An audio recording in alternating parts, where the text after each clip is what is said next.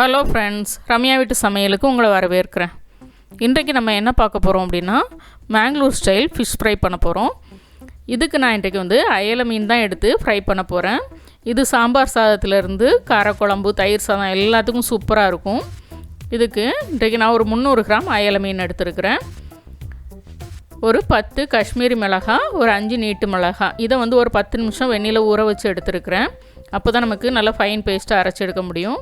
ஒரு பாதி பல்லாரி வெங்காயம், ஒரு சின்ன துண்டு புளி, ஒரு இஞ்சி சைஸுக்கு இஞ்சி துண்டு, ஒரு 6-7 பல் பூண்டு, இது கூட ஒரு 1/4 டீஸ்பூன் சீரகம், ஒரு 1/4 டீஸ்பூன் மிளகு, 1 டீஸ்பூன் அளவுக்கு மஞ்சள் தூள், இதுக்கு தேவையான உப்பு, அதாவது மீனுக்கு தேவையான உப்பு எல்லாம் சேர்த்துருங்க. கொஞ்சமாக தண்ணி சேர்த்து நல்ல ஃபைன் பேஸ்ட்டாக அரைச்சி எடுத்துக்கணும். ஏன்னா இந்த மசாலா தான் நம்ம மீனுக்கு போட்டு நம்ம பொரிச்சு எடுக்க போகிறோம். இந்த மீனுக்கு பார்த்திங்கன்னா ஒவ்வொரு டேபிள் ஸ்பூன் அளவுக்கு நான் மசாலா எடுத்துருக்கிறேன். எடுத்து இந்த மீனுக்கு ஃபஸ்ட்டு நம்ம அப்ளை பண்ணிக்கலாம். ஏற்கனவே மீனை நல்லா க்ளீன் பண்ணி உங்களுக்கு அந்த மாதிரி கட் பண்ணி வச்சுருக்கிறேன். மசாலாலாம் போடுற மாதிரி நல்லா கீறி வச்சுருக்கிறேன். எப்போவுமே முழு மீன் ஃப்ரை பண்ணும்போது இந்த மாதிரி கீரல் கொடுத்துக்கோங்க. அப்போ தான் மசாலா எல்லாம் நல்லா உள்ளே போகும். மசாலா அப்ளை பண்ணும்போது எப்போவுமே அந்த கீரல் கொடுத்துருக்கிற இடத்துலையும் நல்லா உள்ளே அப்ளை பண்ணுங்கள். அப்போ தான் மசாலா உள்ளே இருந்து நல்லா ஃப்ரை ஆகும். சாப்பிட்றதுக்கு டேஸ்ட் சூப்பராக இருக்கும். இப்போ நான் மசாலா எல்லாத்துலேயும் நல்லா அப்ளை பண்ணியாச்சு.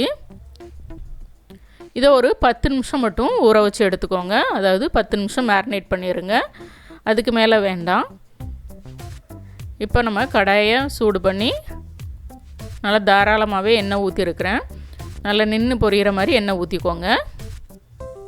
ஏன்னா நான் எப்போவுமே தவா ஃப்ரைலாம் பண்ணும்போது எண்ணெய் ரொம்ப கம்மியாக சேர்ப்பேன். இந்த மீனுக்கு கொஞ்சம் எண்ணெய் ஜாஸ்தியாக சேர்த்துக்கோங்க. ஏன்னா அதனுடைய தோல்லாம் பிஞ்சு போயிடக்கூடாது. அதனால் கொஞ்சம் எண்ணெய் தாராளமாக சேர்த்துக்கோங்க. ஒரு 90% நல்லா பொரித்து எடுத்துக்கோங்க. அந்த கிறிஸ்பினஸ் அதில் வரக்கூடாது, சாஃப்டாக தான் இருக்கணும். அந்த அளவுக்கு நம்ம இதை பொரித்து எடுத்துக்கலாம். மீடியம் ஃப்ளேமில் வச்சு பொரித்து எடுத்துக்கோங்க. இப்போ மீன் நல்லா ஃப்ரை ஆகிடுச்சு, நம்ம எடுத்துக்கலாம். இந்த மாதிரி முழு மீன்லாம் பொரியும் போது எண்ணெய் கொஞ்சம் தாராளமாக விட்டுக்கிட்டிங்கனாலே போதும், மீன் உடஞ்சி போகாது. இப்போ இந்த எண்ணெய் பார்த்திங்கன்னா கொஞ்சம் அதிகமாக இருக்குது. நான் அதில் பாதி எண்ணெயை எடுத்து வச்சுட்டேன். மீதி எண்ணெயில் ஒரு கை கருவேப்பிலை போட்டுக்கிட்டேன். அதாவது ஒரு 4-5 கொத்து உறுத்து போட்டுக்கோங்க.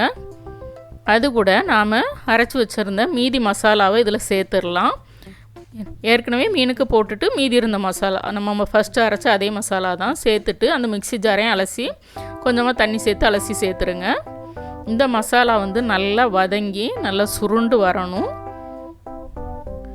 இங்கே பாருங்கள், கொஞ்சமாக நான் அந்த மீன் பொரிச்ச எண்ணெயை திரும்ப சேர்த்துக்கிட்டேன். ஒரு 2 டேபிள் ஸ்பூன் அளவுக்கு சேர்த்துருக்குறேன். ஏன்னா மசாலாவில் எண்ணெயே இல்லாமல் ட்ரையாக இருந்தது, அதனால் சேர்த்துக்கிட்டேன். தேவையை பொறுத்து நீங்கள் எண்ணெய் சேர்த்துக்கோங்க. இங்கே பாருங்கள், நல்லாவே தண்ணி வற்றி வந்துருச்சு. இப்போ அந்த ஷைனிங் வந்துருச்சு பாருங்கள், எண்ணெயோட ஷைனிங் வந்துருச்சு மசாலாவில். அப்போ நாம் பொரிச்ச மீனை தூக்கி அது மேலே வச்சிடலாம். இப்போ இந்த மசாலாலாம் எடுத்து நம்ம இந்த மீன் மேலே அப்ளை பண்ணிக்கலாம். அதில் இருக்க மசாலாலாம்